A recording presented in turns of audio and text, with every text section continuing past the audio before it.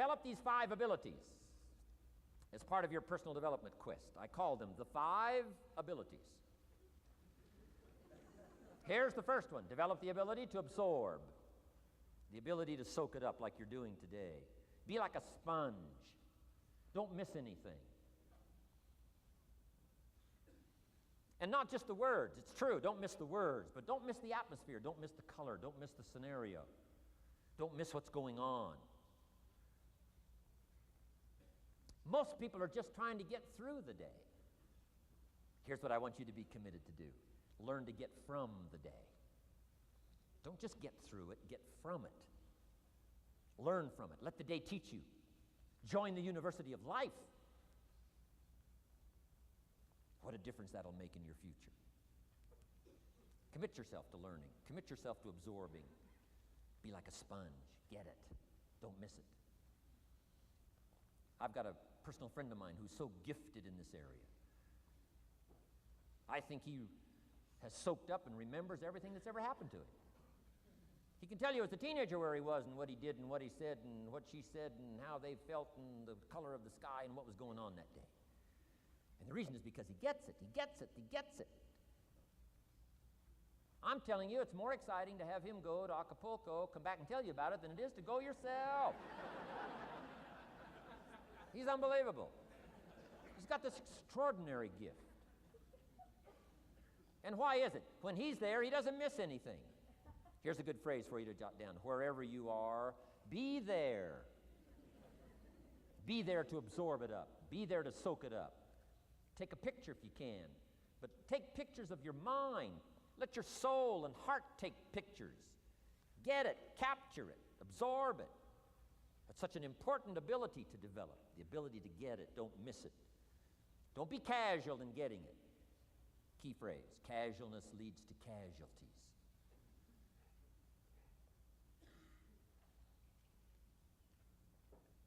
Second, learn to respond. The ability to respond means let life touch you. Don't let it kill you, but let it touch you. Let sad things make you sad. Let happy things make you happy. I'm telling you, give in to the emotion. Let the emotion strike you, not just the words, not just the image. Let the feeling strike you. Let the emotion strike you. Here's what's important. Our emotions need to be as educated as our intellect. Our emotions need to be educated as well as our intellect. It's important to know how to feel. It's important to know how to respond. It's important to let life in, let it touch you.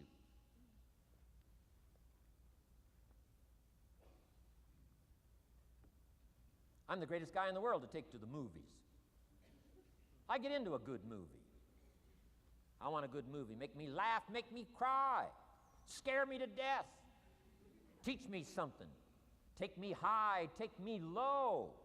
Just don't leave me as I was when I came in. Touch me. Do something to me. Wow.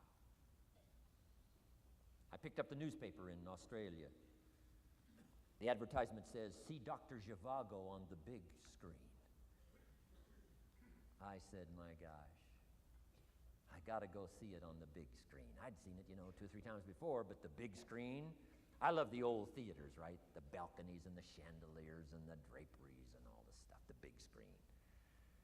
So I go one more time, see Dr. Zhivago, and sure enough, I'm swept away one more time.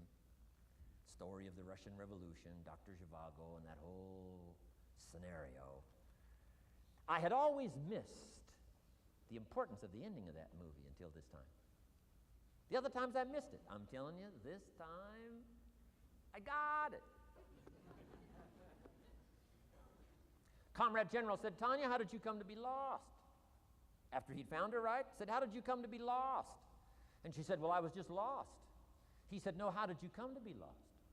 She said, well, we were, the city was on fire when we were running to escape, and I was lost. He said, no, how did you come to be lost? And that's what she didn't want to say. He finally pressed her again, how did you come to be lost? And she said, well, while we were running through the city and it was on fire, my father let go of my hand and I was lost. That's what she didn't want to say. Comrade General said, Tanya, that's what I've been trying to tell you. Komarovsky was not your real father. He was not. I'm telling you, I've been looking all over for you, and I think I found you. This man, my relative, Dr. Zhivago, the poet, I'm telling you, he was your father. And Comrade General said, Tanya, I promise you this, if this man, your real father, had been there, I promise you, he would never have let go of your hand. And I got it. This time I got it. The other times I'm eating popcorn waiting for the movie to finish. I mean, this time I got it. I got it. I'm asking you to get it. Absorb and respond. Maybe you heard the story about the evangelist here in Texas way back in the horse and buggy days. Used to put up his tent in, these various Texas towns and hold tent revivals. And he put up his tent, one of these towns, expected a big crowd to come and hear him preach. And he got there first night of the tent revival, and he walked inside the tent. It was empty. And he thought, something must be wrong. He waited till 8 o'clock. Nobody showed up. He waited till 8:15. Not a soul. Finally, 8:30. One lone cowboy wandered up on his horse, tied his horse up outside, came in, sat down on the front bench, big empty tent. So the preacher thought, well, at least I better go down and talk to the cowboy. So he goes down and talks to the cowboy, and he says, Cowboy, I don't know what to tell you. He said, I'm the preacher, and this tent was supposed to be full of people. And he said, something's gone wrong. I really don't know what to do. I'm embarrassed. And he said, I don't know what to do. And the cowboy said, well, I'm not a preacher. I'm just a cowboy, so I can't tell you what to do. But he said, I know this, if I went out to feed my cattle and only one showed up, I'd at least feed it. So the preacher said, hey, the cowboy is right. If you've got a message to share, if there's one person or 1,000, don't let your ego get in the way. You should do the best you can. So he got kind of inspired by this conversation with the cowboy, jumped up on the platform, started preaching as if the tent was full of people. And he was so inspired, he just kept going, went for an hour and 15 minutes, hour and a half. Finally, wound down and quit. Come down off the platform, talked to the cowboy again, said, well, cowboy, what did you think of my sermon? The cowboy said, well, I'm not a preacher, so I can't really tell. I'm just a cowboy. But he said, I know this, if I went out to feed my cattle and only one showed up, I'd feed it, but I wouldn't dump the whole load on it.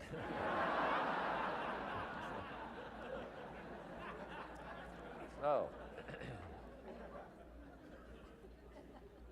if it seems like we're dumping the whole load here today, I guess we really are. But you guys are working hard. Does anybody have 4 pages of notes? Oh, wonderful, wonderful. My job, I'm getting it done. Wonderful. We should give a prize one of these days for the most notes. Fantastic. I congratulate you. You're working as hard as I am. I appreciate that. Okay, we got some more work to do, so let's go to work. Everybody's okay? Say, I'm okay. I'm okay. All right. I'd love to take you with me as my traveling audience. Wow. We've covered the first 2 abilities in the personal development quest. One is the ability to absorb, don't miss anything, pay attention. Good watchword for the 90s, pay attention. Things are moving so fast these days, you got to pay attention, pick it up, soak up the colors, soak up the sounds, soak up what's going on. Second, respond, let life touch you. Let the emotions affect you as well as the sights. Now here's the third ability. Develop the ability to reflect. Reflect means go back over, study it again. Go back over these notes that you're taking today. Go back through the cassettes one more time. Read the text one more time. But there's more to it than that. Go back over your day. I call it run the tapes again, so that the day locks in firmly. Here's some good times to reflect. 1, at the end of the day. Take a few minutes at the end of the day. Go back over the day. Who'd you see and what'd they say and what happened? How'd you feel? What went on? So that you capture that day. A day is a piece of the mosaic of your life. Number one, don't treat it casual. Number two, get from the day. And then number three, go back over the day so that it locks in that experience, the knowledge, the sights, the sounds, the panorama, the color motion picture of the day. Just lock it in so that it will serve you for the future, having that day, not missing it. Next, take a few hours at the end of the week, called time to reflect. Go back over your day timer, go back over your calendar, go back over your appointment book. Where did you go and who did you see and how did it feel and what went on? Capture that week. A week is a pretty good chunk of time. Next, take half a day at the end of the month, called time to reflect. And do the same thing again. Go back over what you read, go back over what you heard, go back over what you saw. Go back over the feelings to capture it so that it serves you. Next, take a weekend at the end of the year to establish this year now firmly in your consciousness, firmly in your experience bank, so that you've got it, so that it never disappears. Good ability to acquire, the ability to reflect. Go back over. Remember, remember, remember. It's so valuable to be able to remember the thought, remember the idea, remember the experience, remember the occasion, remember the day, remember the weather, remember the emotion, remember the complexity, remember the highs, remember the lows. So valuable at the end of the day. Lock that day in. Lock the month in, lock the week in, lock the year in. Old Testament says a unique scenario unfolded according to the law, and that was they worked 9 years, and the 10th year was a sabbatical. The 10th year, work 9, take the 10th year, and not just to relax, not just to replenish, not maybe just to get physically in shape. Change of pace, we call it in the modern society, but not just for that. I'm sure that in ancient days, that sabbatical was to go over the last 9 years, what went right and what went wrong, and what worked well and what didn't work well. And how did you grow, and how did you learn, and how did you change, and what have you got now after 9 years that you didn't have at the beginning of the 9 years? See, that's so valuable, a sabbatical, some time. There's also something to be said for solitude when you reflect. Sometimes you can reflect with somebody. Husband and wife reflect on the past year, right? Parents reflect with their children on the past year. How did we do it, and how didn't we do it, and how could we improve? Colleagues can reflect with each other. But now here's one of the most important. You got to learn to reflect with yourself. There's something to be said for solitude. There's something to be said for taking those occasions to shut out the world and shut out everything else for a while. I've got a motorhome. That's how I do it. With my motorcycle on the back. And I head for the mountains and ride the Jeep trails, where there's very few human beings on the Jeep trails, or out in the desert somewhere. It's called my time to get away. When you live a very public life, you treasure solitude. A chance to reflect, go back over my life, go back over my skills, go back over my experiences. Alone. There are some things you need to do alone. Ponder, think, wonder, read, study, absorb, soak in. See if you can't become better this year than you were last year, better the next 9 than you were the first 9. Solitude. There's even a more modern advice that says, go to the closet for time of meditation, time of prayer. Go to the closet. Closet meaning what? Away. And there's even a graphic description of the away. It said, enter into your closet and what? Got some students here, I'm sure. What? Close the door. For what? Just to shut out everything. Life is experience, experience, experience, and touching and seeing and looking and doing and acting and disciplines and all the stuff. But sometimes, this is where this reflecting is so important, to shut the door. Just shut the door and wonder. Prayer, contemplation, thinking, and let things move in to your consciousness and awareness that no other way can it be done.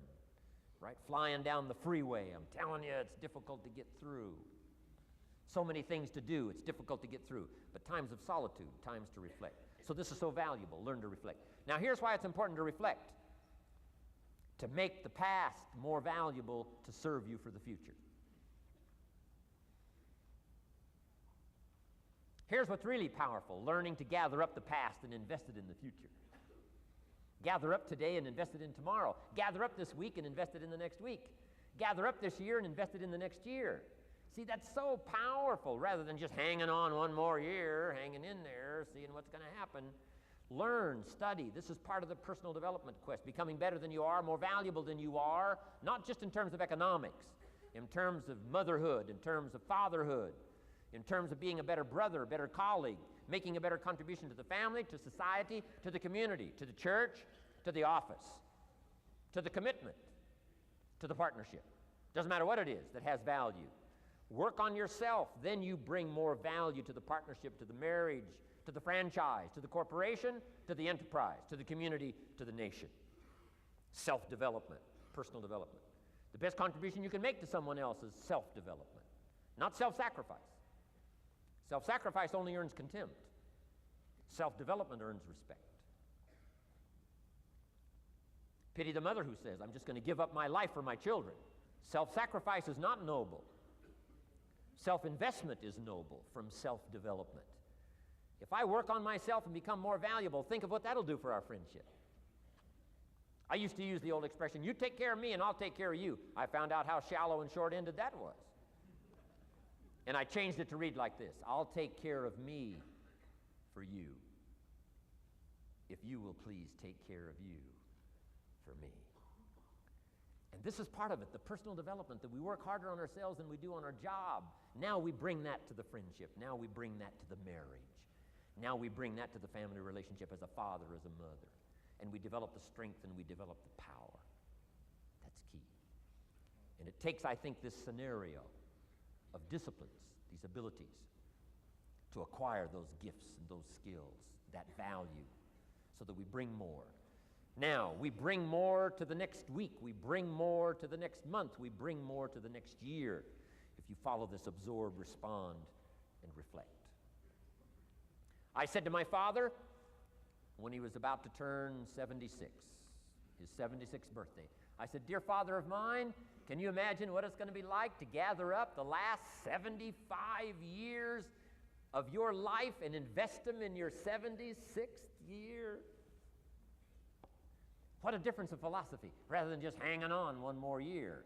Gather up 75 and invest them in the next one. Gather up the last 6 years and invest it in the next year. See, that's so powerful in communication, which we're going to study soon. So powerful. So consider this. 1, the ability to absorb. 2nd, the ability to respond. 3rd, the ability to reflect. Here's number 4. Develop the ability to act. Take action. Not hasty if it isn't required, but don't lose much time. Here's the time to act. When the idea is hot and the emotion is strong. That's the time to act. You say, Mr. Rohn, I'd like to have a library like yours. See, if you feel strong about that, what you got to do is get the first book and then get the second book.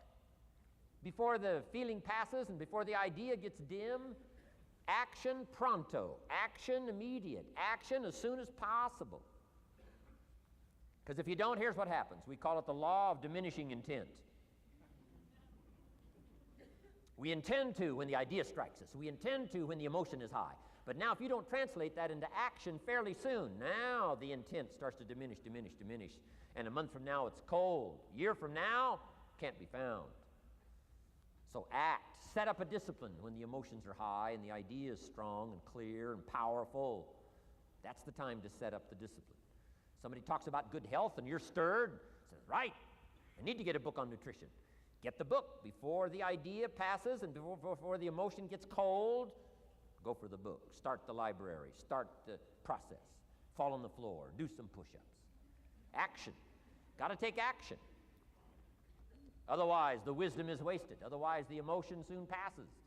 Unless you put it into a disciplined activity. Capture it. Disciplines is called how to capture the emotion and how to capture the wisdom and translate it into equity. Disciplines. Now, here's what's important about disciplines. All disciplines affect each other.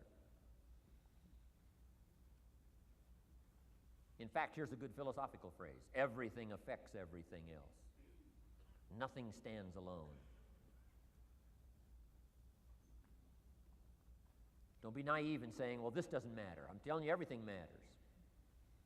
There are some things that matter more than others, but there isn't anything that doesn't matter. Okay. We all pity the man who says, well, this is the only place I let down. Not true.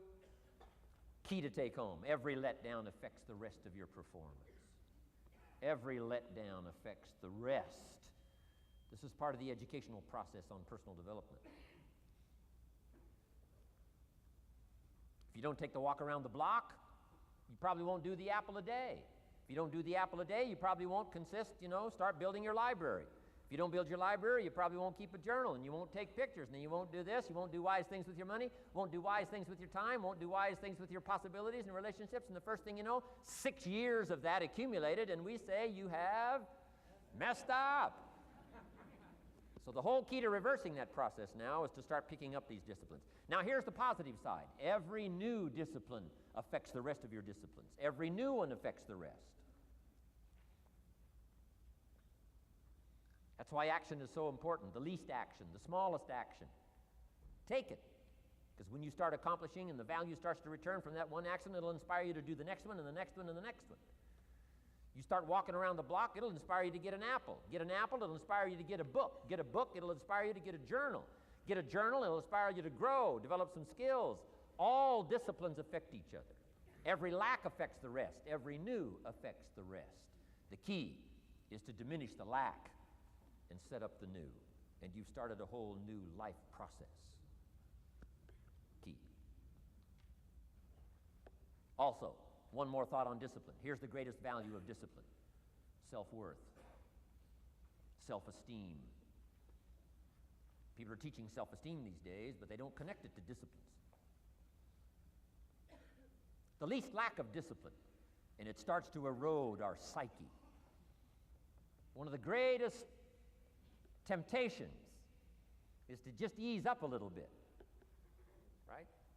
The slightest lack of doing your best starts to erode the psyche. Instead of doing your best, doing just a little less than your best. Sure enough, you say, well, it's just going to affect my sales. No, it's going to affect your consciousness. It's going to affect your philosophy. Now you've begun in the slightest way to affect your own philosophy. Here's the problem with the least neglect. Neglect starts as an infection. And if you don't take care of it, it becomes a disease. And one neglect leads to another. And the worst of all, when neglect starts, it diminishes our self-worth, our self-confidence, our self-value. You say, well, how can I get back my self-respect? I'm telling you, you don't have to go to 29 classes. All you have to do is start the smallest discipline that now corresponds to your own philosophy, like I should, and I could, and I will. No longer will I let neglect stack up on me so that I will have the sorry scenario 6 years from now, giving some excuse instead of celebrating my progress. That's the key to discipline. Okay? Let's get kids involved in the least of disciplines. One more, and then one more, and then another one, and then another one, and then some more. And the first thing you know, you're starting to weave the tapestry of a disciplined life into which you can pour more wisdom and more attitude and more strong feeling, more faith and more courage. Now you've got something, a vessel in which to put it, and now the equities start to flow. And the early return, I'm telling you, if you'll start this process, the early return will have you so excited, you'll commit yourself to this strategy for the rest of your life. You'll never go back to the old ways. Join a new crowd, join a new group. The disciplines to do it, take action. I recommended the last time I was here the little book, Richest Man in Babylon, and I said I've lectured now to over 3 million people in the last 33 years, and I've recommended this little book to almost all of them, I think. Guess how many have actually gone and got this little book? Answer, very few. My best guess is 10%. Such an easy thing to do. In that last seminar, right, I suggested this little book, number one, is easy to find. Number two, it's easy to buy. The most you can pay for it, $6, $7, $8. You can borrow that from your kids. And number three, it's easy to read. It's in story form. That's why I use it for teenagers, teaching them how to be rich by 40, 35 if you're extra bright, much sooner if you find a unique opportunity. But if it's easy to find and easy to buy, and if it's easy to read, why wouldn't everybody go get it? We don't know. What do you know? You don't know. I don't know. Nobody knows. Here's how profound it is. Some do and some don't. Now here's the numbers. About 10% do. 90% don't or won't. And we don't know the mystery of that. And I'm telling you, 10 years from now, those numbers will still be the same. 10% will, 90% won't. The numbers don't change. Only the faces change. You're looking at one of the faces. I used to belong to the 90% who couldn't be bothered even if it was easy. Guess how many people have a library card? Wisdom of the world available. Transform your life in any value amount you want. By the way, how much is a library card in Texas? Free. Here's what free is. Easy. I mean, it can't be any easier than free.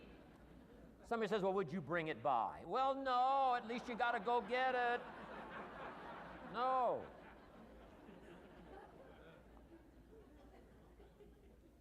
Wisdom of the world available. Transform your life spiritually, socially, personally, economically, and every other way. Teach you how to be rich and powerful and sophisticated and healthy, influential. How many people have a library card? Answer, 3%. 95, 97% couldn't be bothered. Guy specializes in happy hour, but he doesn't have a card. And now readily and quickly blames the government and blames his company and blames policy and blames the pay scale. When if he only knew, if he joined the 3%, here's my advice to you today. Walk away from the 97%.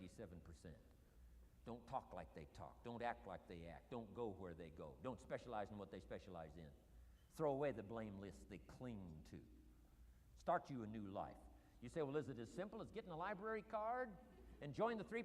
And the answer is, of course. Of course. That's how easy this stuff is. This is so easy. It's so simple. It's not complex. You don't need a 2,000-year-old guru. You don't need multi-track affirmations. I'm telling you, don't. Affirmation without discipline is the beginning of delusion. Key. Don't let somebody sweep you into some contrary way to nature itself says, unless you labor. The miracle of the seed and the soil and the seasons and God and all the other stuff that's available, sunshine and rain, that's not available to you by affirmation. It is only available to you by labor. So labor well. Okay. Learn well. Discipline yourself well. And you can have all the treasures you want. This stuff's easy and simple. It's not ocean waves and seagulls. You don't have to move to Sedona where all the force fields come together in Arizona.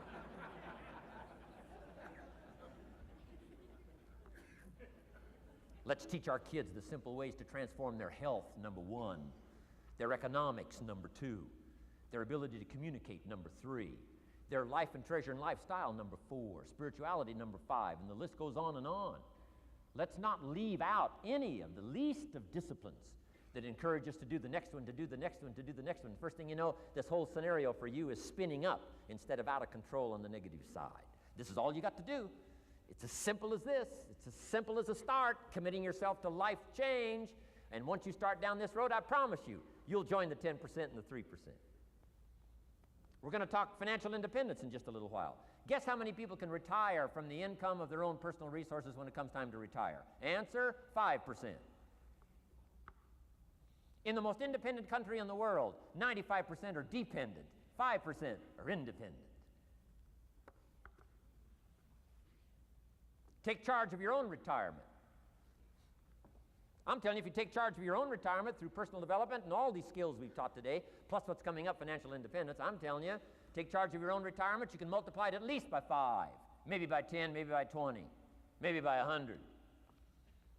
Let the government take care of it, some company take care of it, you got to divide by 5. Take charge of your own life, take charge of your own day, take charge of your own conversation, take charge of your own family, take charge of your own possibilities. And learn these skills, develop this kind of strategy, and I'm telling you, life will open up for you. Join the 3%, join the 10%, join the 5%, walk away from the 95%. In our Leadership Weekend we teach, find out what poor people read and don't read it.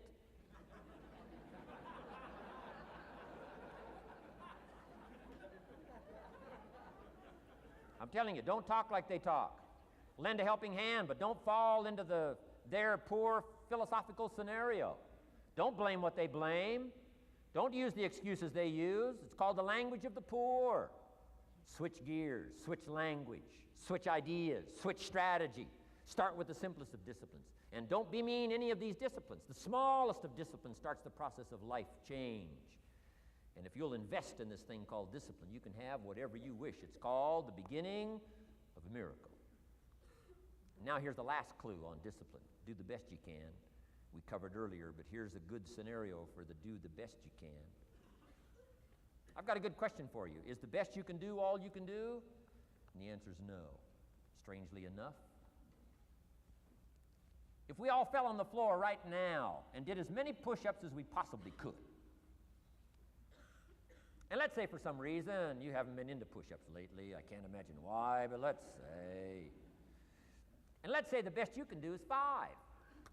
And you look up at the rest of us and say, hey, 5 is the best I can do. We can tell by the look on your face that's probably true. 5 is the best you can do. Now, is 5 all you can do? The answer is no. If you rest a little, you can do 5 more. Wow. And if you rest a little, you can do 5 more. And if you rest a little, you can do 15 more. How did we get from 5 to 15? It's a miracle.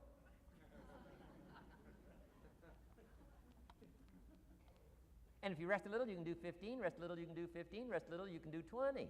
How did you get from 5 to 20? It's a miracle. Did you know you can keep doing that? Do a little more, rest a little, do a little more, rest a little, and finally get up to 50 push-ups? Is it possible to get up to 50 push-ups? Of course. How do you go from 5 to 50? It's a miracle. How do you get a miracle going? Number 1, do what you can. Don't leave out what you can, from writing a letter to your mother in Florida. Start cleaning it all up. 2, doing the push-ups. Go from 5 to 50. It's a miracle. Number 1, do what you can. Number 2, do the best you can. Here's number 3, rest very little.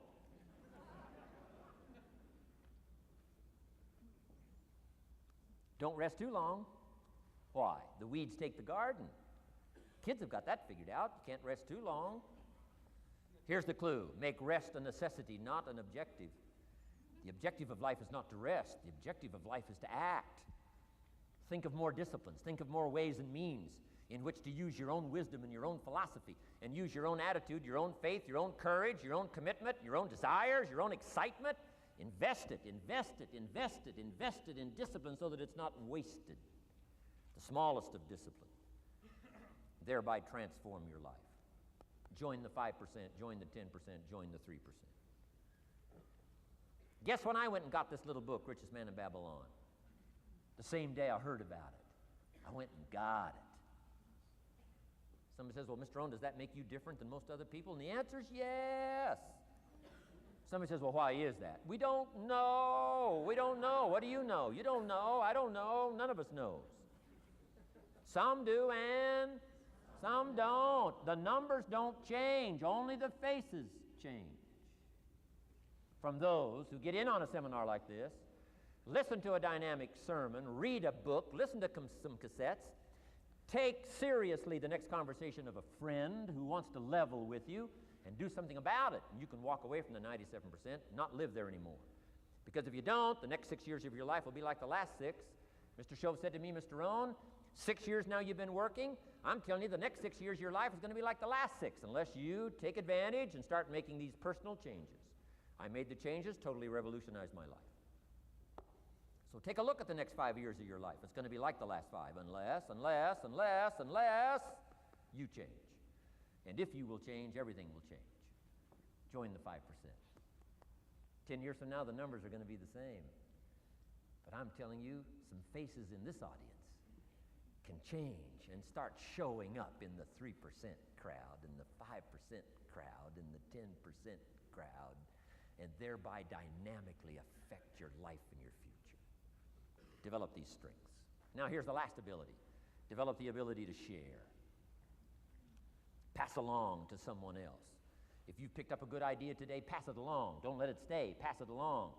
A book, if you take one of these little books I've suggested home and it affects you, pass along. Say, hey, I found a book, really helped me. I found a book, got me thinking. I found a book, changed my health. I found a book, got me inspired. Pass it along, pass it along, pass it along. Here's what's exciting about sharing. If you share with 10 different people, they get to hear it once, you get to hear it 10 times. So it's probably going to do more for you than it is for them. But it's called what? Everybody wins. When somebody shares, everybody wins. Wow. Share your ideas, share your experiences, share your knowledge. You can have just as much pleasure as I do. I said, giving this seminar, this is one of my joys in life. Give a seminar like this, make the best investment I can of words and spirit and heart and soul and time, energy. I don't have to work this hard. But I gladly work this hard. Why? I want the return. Your words touch my life. See, that's heavyweight stuff. You can't buy it with money. But I'm telling you, you can get the same thing started by recommending a book. Somebody will read that book, and then they'll read another one, and they'll read another one, and they'll come to you someday and say, you got me started. That book you recommended turned my lights on, turned my mind around, got me thinking, got me pondering, and I've been on track ever since. You can get just as much praise as I do if you'll share with your children, share with your colleagues, share with everybody that comes within your grasp. Share. Now here's what sharing does. Not only helps you, helps the person you share with. Here's what else it does. Makes you bigger than you are. If I had a glass of water up here and it was full, question, can that glass hold any more water? If it's full, if the glass is full, can it hold any more water? The answer is yes. But for it to hold more, you got to pour out what's already in. That's what I'm asking you to do. If you're full of ideas, if you're full of good things, I'm asking you to pour it out, pour it out, pour it out. Why? I'm telling you, more will be poured in, poured in, poured in. Next, when you do pour out, you become bigger. Not like a glass that stays the same. Human beings have the ability to grow in consciousness and awareness and capacity. It's unlimited capacity. I found out kids don't lack capacity. In Europe, the kids speak what? 2, 3, 4, 5, 6 languages. When I grew up, my father spoke German, never taught me. My mother spoke French, never taught me. They were trying to get away from all the old world languages back then. Had no concept how valuable languages were going to be in the future. Just didn't know. So they abandoned the German, abandoned the French. I could have learned all 3 languages instead of just English. My girls went to school in Beverly Hills. They've turned that around. In first grade now in Beverly Hills school system, they offer 3 languages besides English: French and German, Spanish. Why? Because kids can learn 2 languages just as easy as one. Question, how many languages can a child learn? Here's how many. As many as you'll take the time to teach them. They do not lack capacity. They only lack teachers. Wow. And I'm telling you the same thing is with you. You don't lack capacity. But here's how you expand your capacity. And that is to share what you've got. Now you get bigger. Share some more, and now you get bigger. I'm here for a very self-interest reason. If I share with you, my consciousness grows. If I share with you, I get to hear this again. Somebody asked me not long ago, said, Mr. Rohn, how are you doing with all this stuff? You get on everybody's case pretty hard. How are you doing with all this stuff you teach? I said, well, best I can share with you is this. Listen to me very carefully, but don't watch me too close. This stuff's easier to lecture on than it is to do. I understand that. I'm working on it just like you. But hey, pour out what you've got so that your capacity grows. Now, why should you want your capacity to grow? Very self-interest reason. Here it is, to hold more of the next experience.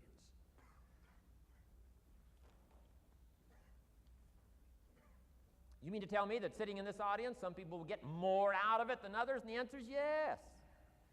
If you haven't been into expanding your own capacity lately, you might not get much from this seminar. But if you've been into expanding your capacity, and you've been sharing, and you've been doing all this stuff, I'm telling you, no telling what all this could mean to you today, this chance to grow, change, develop, absorb, take in. I'm asking you to expand and grow so you can hold more of the next experience. Some people can't be very happy. You could pour happiness out on the whole world. Some people can't be very happy. Why? They're not big enough. If you're small, you don't get much.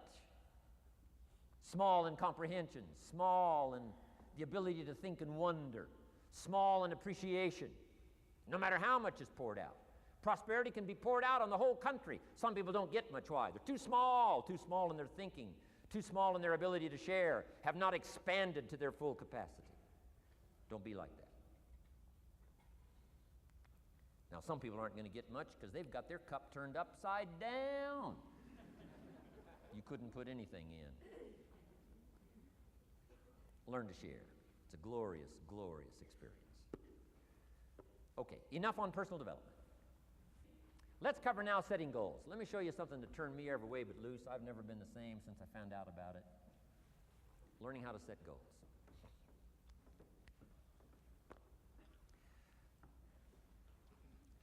Not long after I met Mr. Schoaf, we're having breakfast one morning. Mr. Schoaf said, Mr. Rohn, now that we've gotten acquainted, we know each other fairly well, he said, maybe one of the best ways I can help you, he said, let me see your current list of goals. Let's go over them and talk about them. And I said, what? I don't have a list. He said, well, Mr. Rohn, if you don't have a list of your goals, he said, I can guess your bank balance within a few $100s. Which he did. And that got my attention. I said, you mean my bank balance would change if I had a list of goals? He said, drastically. So that day I became a student of setting goals. And I've used it to dynamically affect my life. I've taught it to some of my business colleagues. We use it to do business around the world. Setting goals. It can turn out to be a drama for your life. Here's what goals are. Your vision of the future. Your vision of the future. Now, there's two ways to face the future. One, with apprehension. Number two, with anticipation. Guess how most people face the future? With apprehension. Why? Major reason why. They don't have it well designed. They've left the design of their future to somebody else. And if you don't make plans of your own, guess what? You'll probably fall into someone else's plans. Guess what someone else may have planned for you? Not much. You got to make a list of this not much stuff. I'm telling you, people all their lives count on this not much list. If all of your negative relatives all turn positive, what will that do for your future? Not much. If prices come down a little, what will that do for your future? Not much. If the economy gets a little better, what will that do for your future?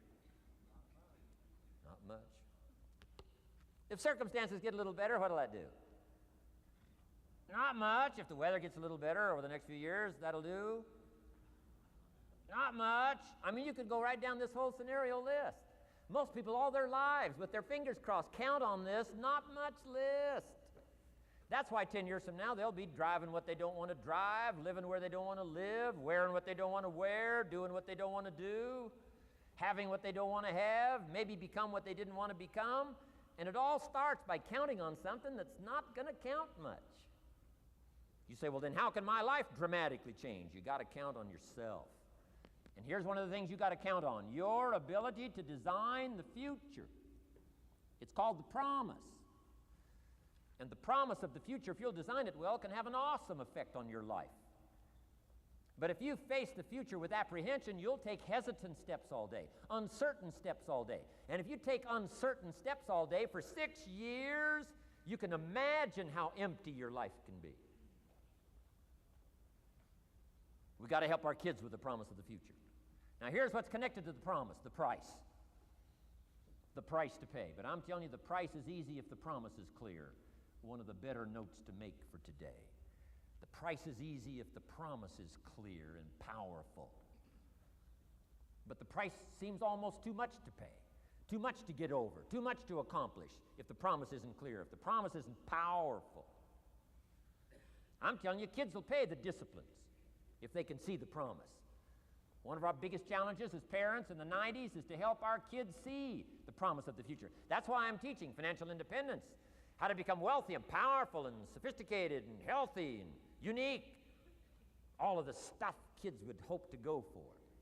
It's all possible. This is America. That's the promise of the future. The price, a few simple disciplines practiced every day. And I'm telling you, the kids will pay the price of the simple disciplines if they can see the promise of the future. But if they can't see, they don't want to pay. And the same is true of all of us. We will pay the most extraordinary disciplines if we can see the promise of the future, called setting goals.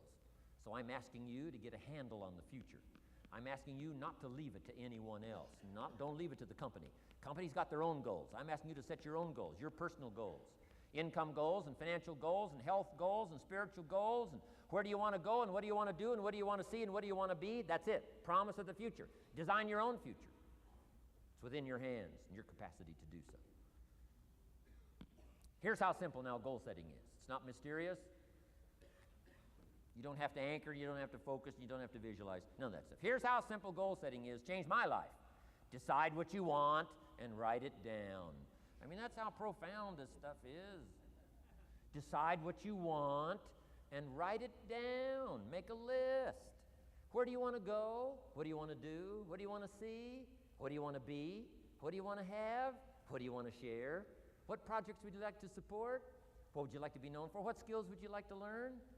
Some extraordinary things you'd like to do, ordinary things you'd like to do, right? Silly little things you'd like to do, very important things you'd like to do. Decide on all that stuff and write it down, write it down, write it down. That's how simple this stuff is. And it's your own private list. If it's really private, you know, on your list, put some stuff in code where nobody can understand it if this list fell into unfriendly hands. And simple things, whatever. Foolish things, doesn't matter. It's your list. I had a little revenge on my first list. Budget finance, who used to harass me. I got 2 or 3 payments behind. This one guy called incessantly. Said, we're going to come get your car, drag it rear end up down the street in front of your neighbors. Put me down something fierce. When I met Shof, got my life straightened out, one of the first things on one of my lists was budget finance. And when I finally got the money, I needed a little drama in my life. Finally got the money to pay him off. I put it in small bills in a big briefcase. Walked into the budget finance office on Wilshire Boulevard in Los Angeles. The guy who harassed me so often, his desk was about 3 back. I opened the door, walked in, right up to his desk, stood right in front of him, never said a word. He said, well, what are you doing here? Didn't say a word. I opened up this briefcase, dumped this pile of money all over his desk. I said, count it. It's all there. I'll never be back. Turned around, walked out, slammed the door. Now that might not be noble, but you got to try it at least one time. Pay off with a little drama.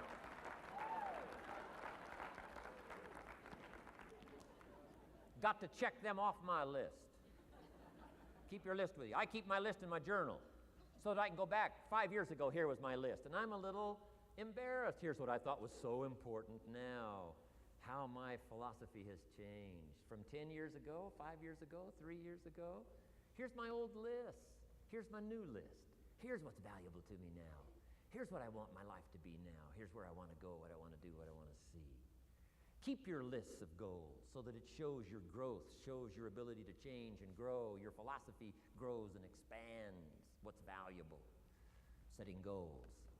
Doesn't matter how small, foolish it is. Put it on your list. My Japanese friend, Toro Ikeda, put on his first list, a Caucasian gardener. He wanted. Thought that was good.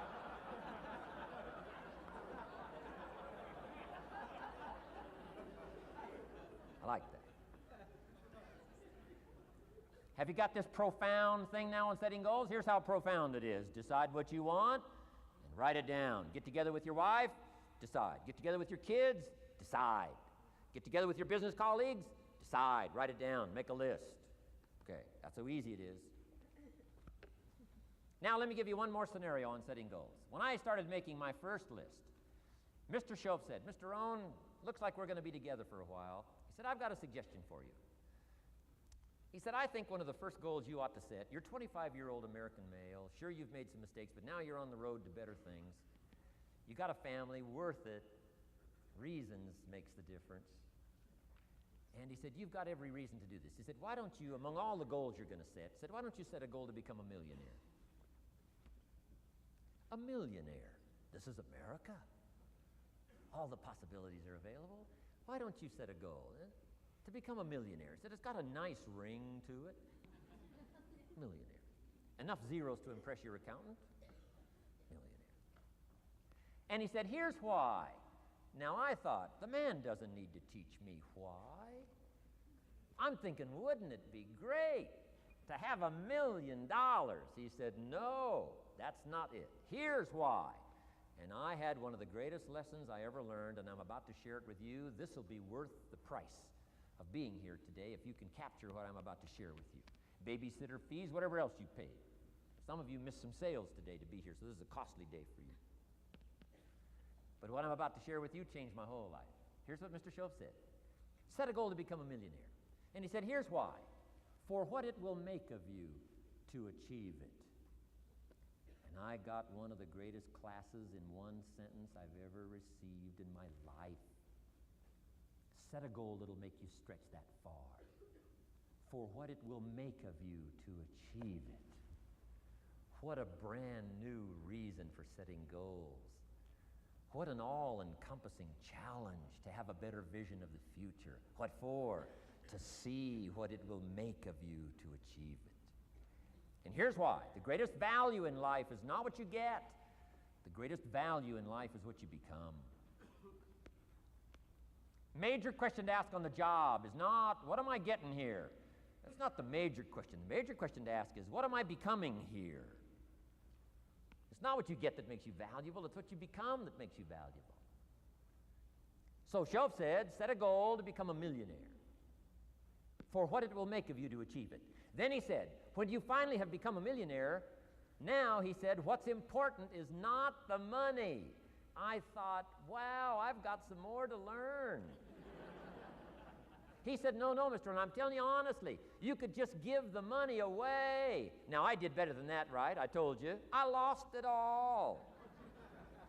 I'm rich by the time I'm 31. I'm a millionaire. I'm broke by the time I'm 33. So I didn't have to give it all away. I lost it all. Foolish mistakes I made. I'm a farm boy from Idaho. That early money drove me bonkers. I used to say, how many colors does it come in? I'll buy them all. I went crazy over that first money. I just went crazy. And then I made that one foolish mistake, right? Continuing guarantee. I mean, I'm so naive off the farm. I don't know what continuing means. And a few other mistakes. And by the time I'm 33, I'm broke. Now I've made and lost millions since then. But what an experience that was. And I'm telling you, the man was right. When I finally was broke at age 33, guess what I discovered? My money did not mean that much. It represented only a fraction of all my assets. Shoaff said, once you become a millionaire, Mr. Rohn, you can give all the money away. Because he says, what's important is not the money. What's important is the person you've become. Now, let me give you the key phrase on setting goals. Set the kind of goals that will make something of you to achieve them. Set the kind of goals that will make something of you to achieve them.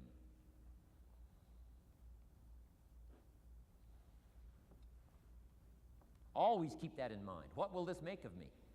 If I set this goal and go for it, not only will I achieve it, but what will it make of me in the process? What a whole new concept on setting goals. Now, there's two parts to this, and then we're wrapping up goals. Here's the first part now on this goal setting for what you become. Number one, don't set your goals too low.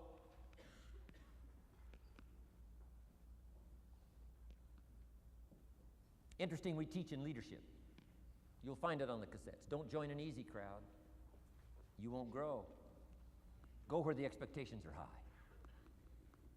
Go where the demands are high. Go where the pressure's on to perform, to grow, to change, to develop, to read, to study, to develop skills. I belong to a small group. We do business around the world. You cannot believe the expectations at that level.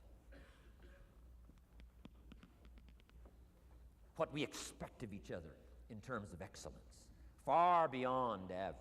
Why? So that we can each grow, so that we can receive from the group, we can contribute to the group, something unprecedented. It's called living at the summit. Go where the demands are high. Go where the expectations are strong, so that it'll provoke you, push you, urgently insist that you not remain the same for the next couple of years, the next 5 years, that you'll grow and change. So don't set your goals too low. The guy says, well, I don't need much. Well, then you don't need to become much.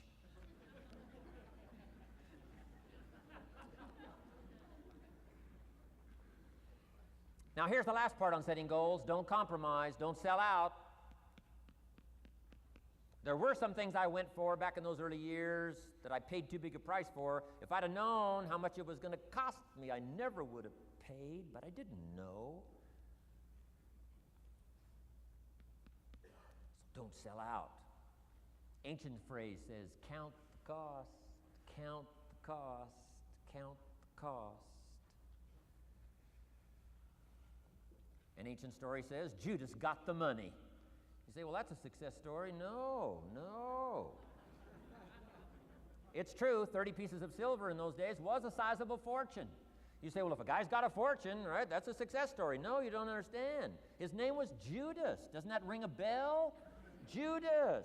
You say, oh, yes, Judas, the traitor. That's right, the traitor got the money. Doesn't that change the story? And the answer is, of course, it changes the story. Interestingly enough, after Judas gets the money from becoming a traitor, he's got the money in his hot little hand, and now he's unhappy. Somebody says, well, if you had a fortune, how could you be unhappy? Well, he wasn't unhappy with the money.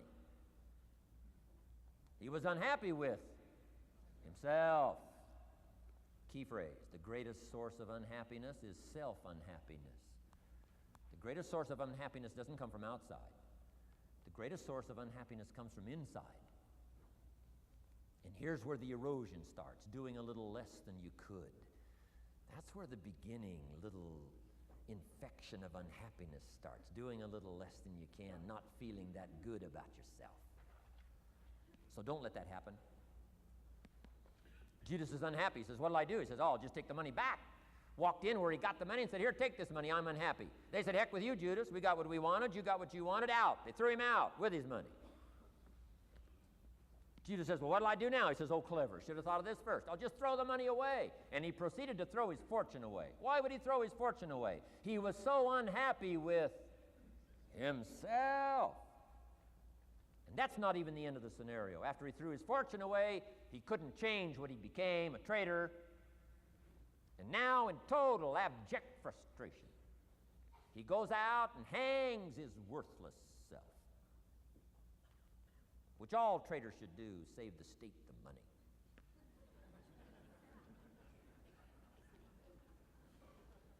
Why such a tragic end? Because he was so unhappy with himself. He sold out. He sold out. He paid too big a price. Ancient script sums it all up and said, what if you gained the whole world and it cost you your soul? Too big a price to pay if you got the whole world. Don't sell out. Don't compromise your values. Don't compromise your virtues. Don't compromise your philosophy. Key. Here's the key word, beware. If Judas could speak back, he'd probably say beware. Two good words from ancient script. One, behold, the positive word. Behold the possibilities, behold the opportunity.